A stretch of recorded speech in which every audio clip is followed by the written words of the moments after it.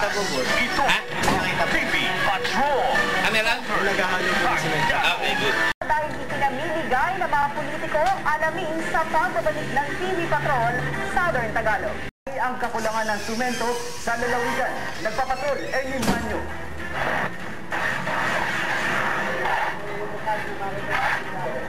Sapat pa ang supply ng simento para sa pangangailangan ng mga konsumidores sa lalawigan ng Batangas. Ito ang tiniyak ni DTI Provincial Director Rowen Gonzales kahit construction boom ngayon o panahon kung saan marami ang nagpapagawa ng mga kabahayan at estruktura.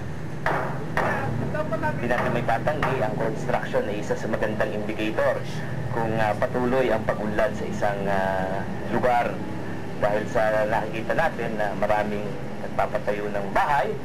Malaking kakumpetensya ng mga retailer sa pagkuha ng simento lalo ngayong panahon ng halalan.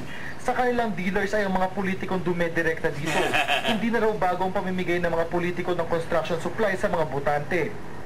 Sa halip na i-supply sa ating mga retailers para siyang magtingi doon sa maliliit na ang mga pangangailangan ay 10 hanggang 20 sako, ay idinediretso na dun sa malalaking end users. Isa na dito siguro ang ating mga local politicians. Kung sakali mang magkaroon ng kakulangan ng supply ng simento, nakahanda naman ang DTI upang masolusyonan ito. Katunayan, ang planta sa Tanay sa Rizal ay ang magiging kaakibat ng Batangas upang mapagbigyan ng demand ng mga konsumidores. Kahit mataas ang supply, pinapanatili pa rin ng ahensya ang guide price na 215 pesos kada sako ng simento. Ernie Manyo, Patrol ng Pilipino.